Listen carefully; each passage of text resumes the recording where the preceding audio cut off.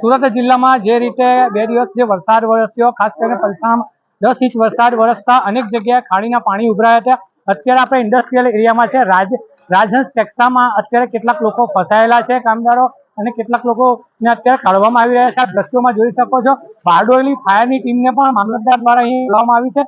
અત્યારે તમે જોઈ શકો છો કે આ જે રાજહંસ ટેક્સા છે તેમાં અત્યારે લોકોને કાઢવામાં આવી રહ્યા છે. અહીં સ્થાનિક લોકો દ્વારા પણ કાઢવામાં આવી રહ્યું છે. બીજી તરફ તમે જોઈ શકો છો, હજુ 800 થી વધુ લોકો ફસાયા હોવાની સ્થાનિક લોકો વાત કરી રહ્યા છે. જે લોકો 2 દિવસથી ફસાયા હતા તેને અત્યારે બારડોલી ફાયરની ટીમ દ્વારા કાઢવામાં આવી રહ્યા છે. તો બીજી તરફ અત્યારે બારડોલી ફાયરની ટીમ પણ ઘટના સ્થળે પહોંચી છે. બારડોલી ફાયરની ટીમ અત્યારે જે રીતે કામગીરી કરી રહી છે આપ દ્રશ્યોમાં જોઈ શકો છો, અને જે રીતે લોકોને અહીંયા કાઢવામાં આવી રહ્યા છે. આ સ્થાનિક દ્વારા એક બોટ બનાવીને અત્યારે કાઢવામાં આવી રહ્યા છે. આ દ્રશ્યોમાં તમને દેખાય છે. હવે બીજી તરફ આપણે બારડોલી ફાયરની ટીમ જે રીતે અત્યારે આવી છે ઘટના સ્થળ પર અને જે રીતે કામગીરી હાથ ધરી છે, આપણે ફાયર ઓફિસર સાથે વાત કરીશું. હજી અત્યારે ક્યાં આવ્યા છે અને આ શું ઘટના છે, કેટલા લોકો ફસાયા? આ બલેશ્વરની સામે આવેલું રાજહંસ ટેક્સો પાર્ક છે.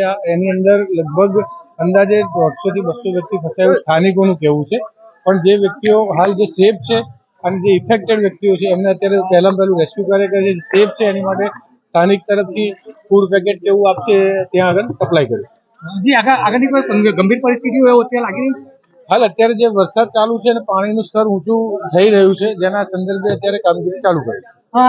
જે રીતે ફાયરની ટીમે અત્યારે કામગીરી હાથ ધરી છે, જો વરસાદ શરૂ રહેશે તો તકલીફ પડશે. અત્યારે જ્યાં જે લોકો સુરક્ષિત છે એ લોકોને સ્થાનિક વહીવટી તંત્ર દ્વારા ફૂડ પેકેટ આપવામાં આવશે, કારણ કે એ લોકો સુરક્ષિત જગ્યા પર છે. અત્યારે આ ઇન્ડસ્ટ્રીયલ એરિયાની આ પરિસ્થિતિ આપ દ્રશ્યોમાં જોઈ શકો છો, જ્યાં અહીંયા અલગ અલગ કંપનીઓ આવેલી છે. અલગ અલગ કંપનીઓના અહીંયા કામદારો કામ કરે. વરસાદના જે 2 દિવસ વરસાદ વરસેલો તેમાં ફસાયા હતા, જેને અત્યારે સ્થાનિકોને રેસ્ક્યુ કરી બારડોલી ફાયરની ટીમ ઘટના સ્થળે બહાર કાઢી રહી છે.